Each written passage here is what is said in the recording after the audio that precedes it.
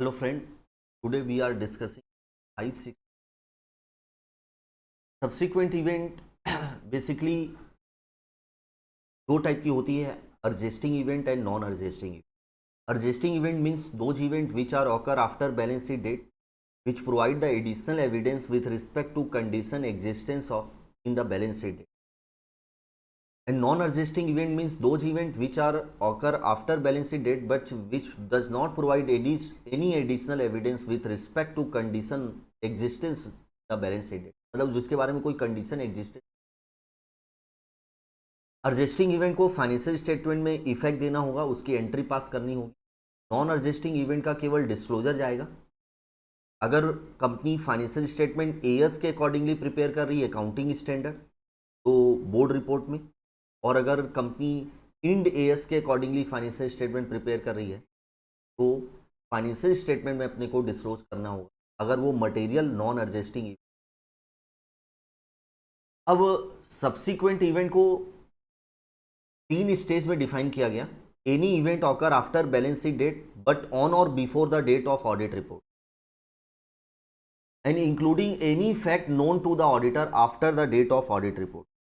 तो subsequent event में दो चीज, एक तो इवेंट कवर होगी, दूसरा कोई फैक्ट पता चलता है even after the date of audit report तो उसको भी सब्सिक्वेंट इवेंट में कवर किया गया है. अब ऑडिटर का रोल क्या होगा? अगर इवेंट ऑकर हुई है between the balance sheet date and audit report के बीच में तो ऑडिटर की ड्यूटी है कि सफिशिएंट अप्रोप्रिएट एविडेंस लेना होगा कि whether all event which require adjustment or disclosure in the financial statement have been identified by the management. Management ने सभी इवेंट जिसको एडजस्टमेंट और डिस्क्लोजर करना जरूरी है उसको आइडेंटिफाई कर, मतलब कंप्लीटनेस के बारे में एविडेंस लेना है. कैसे लूंगा? 5 चीजें.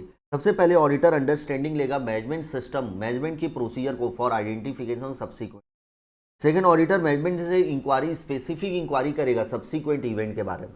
लाइक क्या क्या इंक्वायरी कर सकता है? लाइक कंपनी ने कोई अपनी एसेट नेक्स्ट ईयर में कोई एसेट को सेल किया है या बहुत बड़ी एसेट को प्लान किया है एक्वायर करने का, या कंपनी की एसेट को गवर्नमेंट ने टेक ओवर किया है नेक्स्ट ईयर में सब्सिक्वेंट पीरियड में, या कंपनी की एसेट डिस्ट्रॉय हो गई है बाय फायर या फ्लड से, या कंपनी ने जो प्रोविजन एस्टीमेट बनाए हैं उसके बारे में नेक्स्ट ईयर में कोई इवेंट एक्चुअल में इवेंट ऑकर हुई है क्या. तो ये सब ऑडिटर इंक्वायरी करेगा सब्सिक्वेंट इवेंट के बारे में. Third is the auditor minutes book read करेगा जो बैलेंस शीट डेट के बाद मीटिंग हुई होगी, और read the latest interim financial statement if any prepare by the entity. अगर कुछ कंपनी ने नेक्स्ट ईयर के लाइक अप्रैल मई जून के अगर लेटेस्ट बैलेंस शीट बनाई होगी क्वार्टरली तो ऑडिटर उसको रिव्यू करेगा, रीड करेगा. और अगर ऑडिटर को कोई सब्सिक्वेंट इवेंट आइडेंटिफाई हो जाती है विच तो ऑडिटर को ये एविडेंस लेना होगा whether such event has been appropriately reflected in the financial statement. And finally auditor को रिटर्न रिप्रेजेंटेशन लेना होगा वेदर ऑल इवेंट.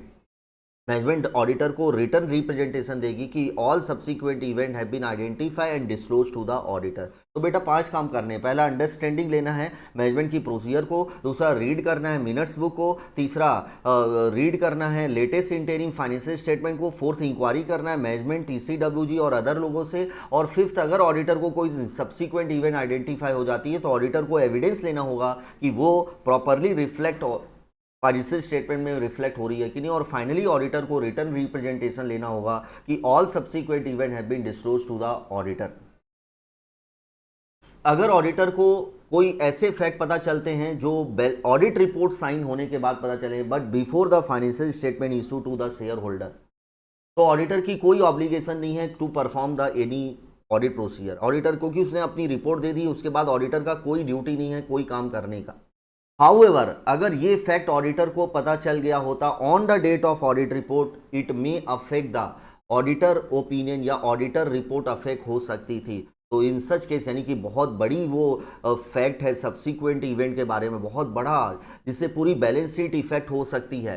तो इस केस में ऑडिटर मैटर डिस्कस करेगा मैनेजमेंट टीसीडब्ल्यूजी से, देखेगा वेदर फाइनेंशियल स्टेटमेंट को क्या अमेंड करना जरूरी है, ऑडिटर अपना जजमेंट एक्सरसाइज करेगा, और अगर जरूरी है तो मैनेजमेंट से इंक्वायरी करेगा कि मैनेजमेंट का क्या इंटेंशन है to how to address the such matter in the financial statement. Management उस मैटर को कैसे ट्रीट करना चाहती है फाइनेंशियल स्टेटमेंट में.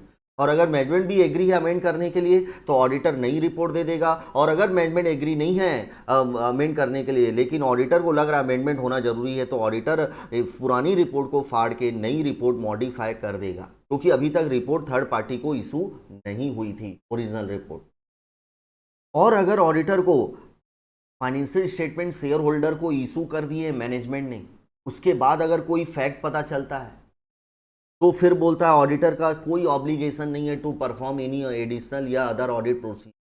हाउएवर अगर फिर से सेम अगर वो फैक्ट पहले पता चल गया होता, it might affect the opinion of the auditor. In such case the auditor shall discuss the matter with the management और TCWG, consider whether the financial statement need amendment and अगर if so तो inquiry करना management से कि management उस matter को कैसे treat करना चाहती